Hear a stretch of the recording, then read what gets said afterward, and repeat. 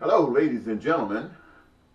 This is Eddie Marcus again, spokesman and advocate of basic human rights for all people.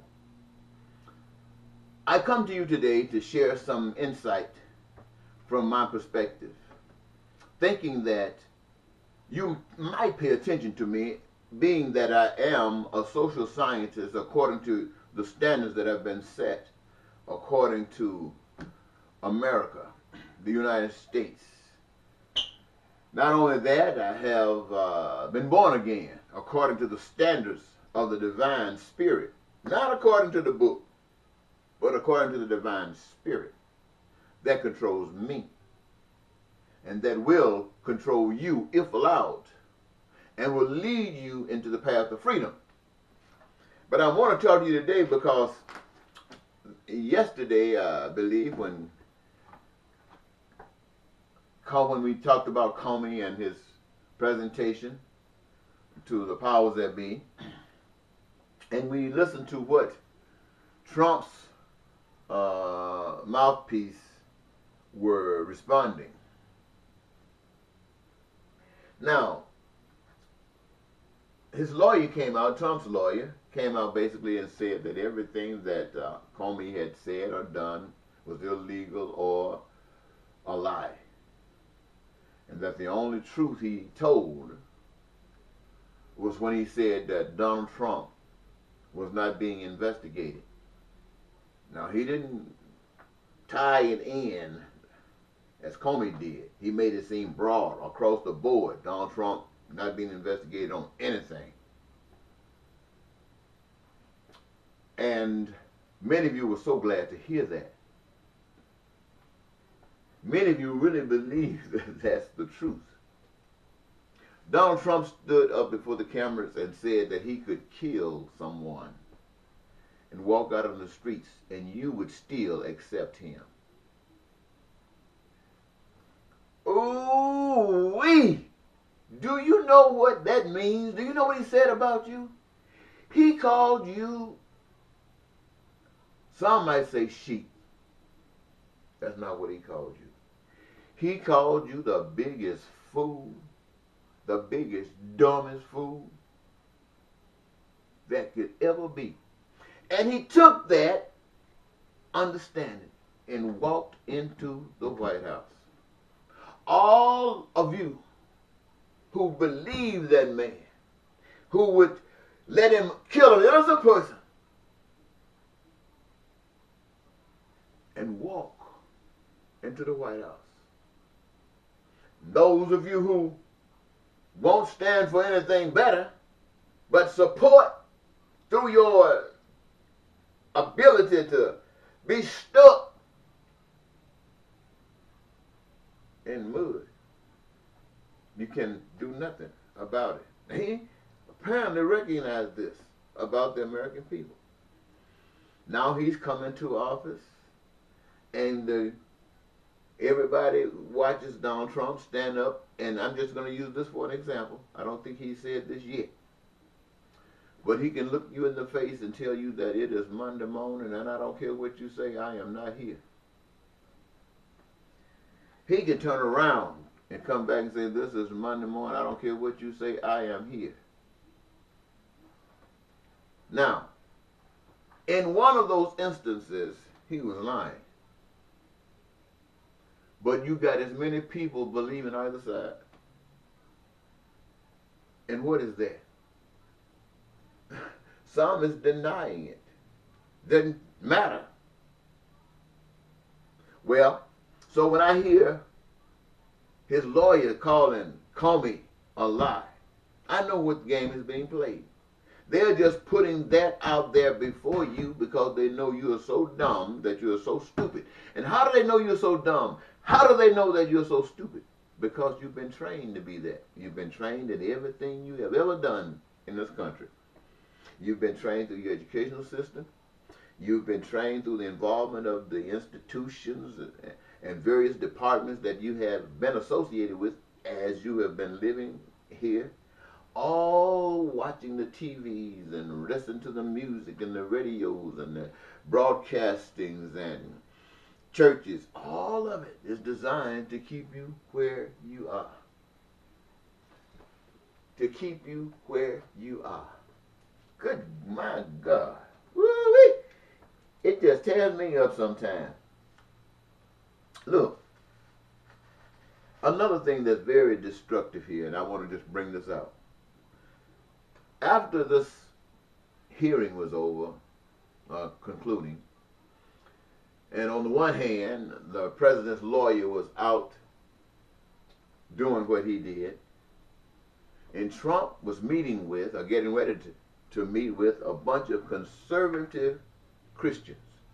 What? A bunch of conservative Christians. Conservative Christians. Now, these conservative Christians usually are Republicans. Now, you might ask yourself, what makes them conservative? The thing that makes them conservative is the same thing that makes the Republican Party conservative. They don't believe in sharing that much. They believe in hustling and taking advantage of whatever to preserve for their benefit and to hell with everybody else. I know you don't want to hear it like that, but that is the absolute truth as the social scientist sees it and as most of the people of the world sees it. So what am I saying to you? I'm saying that a conservative Christian is not a Christian of God. A conservative Christian is a Christian of the state. And its purpose is to legitimize the party. You got God with you, but you're leaning and supporting your life with the system. So you made that legitimate now. You made that morally legitimate, conservative Christians, but you're not associated with God. And those of you who are liberal Christians were so glad to hear me say that, but I got to tell the truth. You are no better. You're no better. You say you're liberal. You say you include more. It doesn't matter how many more you include. If there's one left out, then you're no better. And I'm sure you recognize that the Republicans and the Democrats has been running this country, so to speak. They're not really running it, but they've been the representatives in front of you. And we are no closer to what is beautiful for all of us than we've ever been. We're not going that way. We got a president who's going to assure you that you don't go that way, who was put there by power that wanted to make sure that this get done, and they trusted him. And you buying his lies. Anyway, you might say, well, who am I to be calling the president a lie? Well, I'm a person who knows the truth. And when you know the truth, you know the difference. And if you're being led by a power that's bigger than that, that's standing before you talking about killing you, then you don't mind telling the truth because they can't hurt you. They can't do a thing to hurt you. So, ladies and gentlemen, I stand before you because I want you to know that your training, and I want to give you something that maybe you could focus on to give you some idea of what you really are by looking at your parallel. You are as the Germans were back in World War II when they were supposedly slaughtering all of the people calling themselves Jews. You were living just like they're in Germany and got your persecution because you were believing that the system allowed you to exist like everybody else. You here in the world today in America, you're just like the Italians were under Mussolini. You are just like the Russians were under Stalin. Or the Vietnamese under Pol Pot. You are no different than Caesar of Rome. You're no different than the Pharaoh of Egypt. All in the same world. Keeping rotating the same old, same old, same old, same old. When every last one of you want peace, prosperity, and joy. When every last one of you want the survival kit so that you don't have anything to worry about, which includes food and clothing and shelter and education and health care and a career, to guarantee that those things are provided, because the materials are here. The only thing he needs to do is receive it, or have a system set up, because you're already doing it, but have a system set up that would allow everybody to receive it. Well, I keep saying these things, but nobody is listening. But I ask you, you the American people, why do you want to live, and this is some thought questions, why do you want to live in a country who is so self-centered that it will lie for its own benefit, it will cheat for its own benefit, it will steal for its own benefit, and kill for its own benefit, knowing that all of the pain and suffering that comes from each of these acts? But the one who's trying to be the greatest will do whatever it takes to get up that hill, to make it the best, will do anything it takes to get up that hill. If it means it got to stand on the backs of 6 or 7 billion people to get on that hill, that's what it'll do. But one thing you can always remember, Dr. Seuss said it a long time ago. It doesn't matter how high the power goes above you, and how it might neglect or forget that you even exist. But unbeknownst to the one on the top is that the real power is at the bottom, and all they got to do is move and make you drop. So don't you ever forget that, ladies and gentlemen. I don't care how poor you are still as powerful as the one on top. You see, now, you understand that when you get to that level. And I just wanted to share that with you because it's necessary. I also wanted to share with you that there are some things, as I just mentioned, lying, cheating, stealing, and killing to get on top. There are still some people in the world, in America even, that want to do good, that want to know the truth. And when someone lies, they get caught up in the lie just like everybody else. How can they not? But there's a power somewhere that always touches someone else to do the opposite, whether it's bad or good. But in this instance, what you need to know is the truth about what's going on by those who are deceiving you. And so every now and then, the power of the Spirit touches an individual just like it touches a man or a woman to preach. That touches them in such a way they want to go around and tell the world that God is, and everything else is just straight old BS.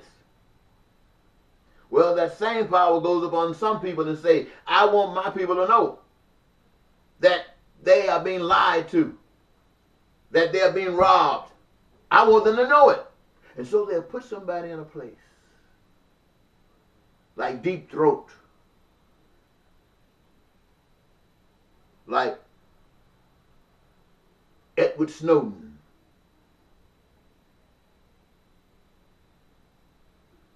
and their purpose is to see into the dark places. And if you spot a lie that is abusing the people, tell them. That's a part of truth. That's the duty and the responsibility of God. You say, well, that messes up our game.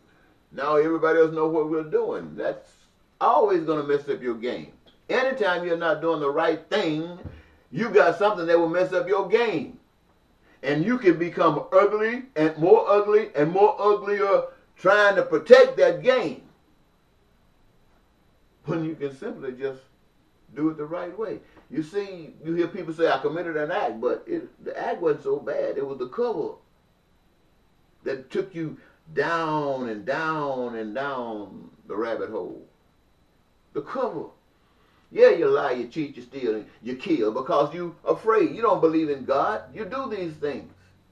But let the world know that you don't believe in God. Oh, they already should have known because you said there's a separation between the two. The power was with the state. The subordination was with God. That is what you call a subordination. That's the state church. Because God's church could never be bound like that. Well, you know that they can kill you. I'm just going to tell you just like it is. I will put a look alone on my face as I mention this to you. As a real social scientist, and as one who really wants to tell you the truth, I don't want you to be deceived. But this is what's going on. In this world we're living in, there is no place for goodness. There's no place for kindness. There's no place for love. You heard it said that this is not a community, this is an arena where competition takes place. And may the best man win, even if he got to lie, cheat, steal, and kill. So, if you become the opposite of that, if all of you became, or enough of you became the opposite of that, even to get the people who are running things a little scared that they try to bend, let you in, and you keep on stepping forward, they bend, let you in, and then the world changes. Unless you do that.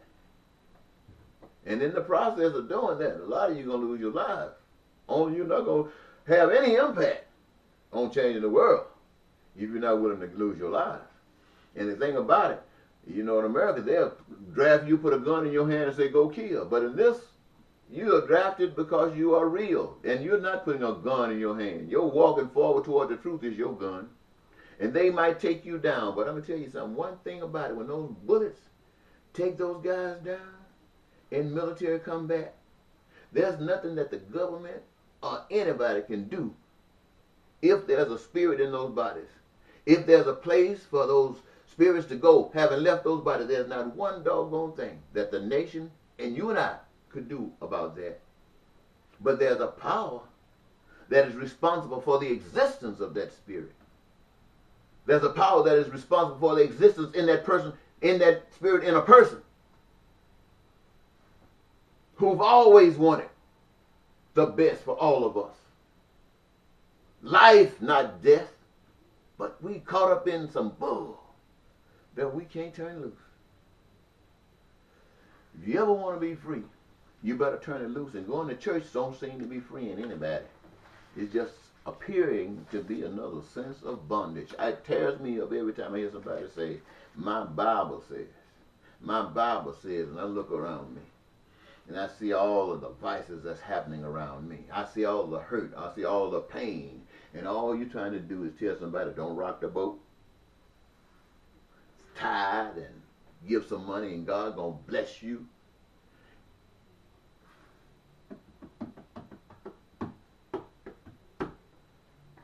See, only the state church can say that.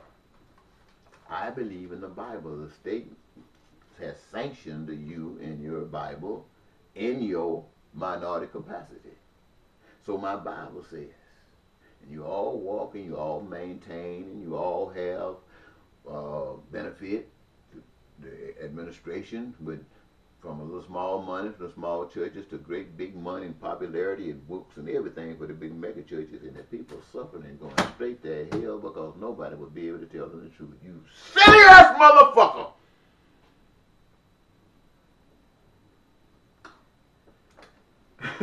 The challenge still there? Well, I think you got it. Bye-bye.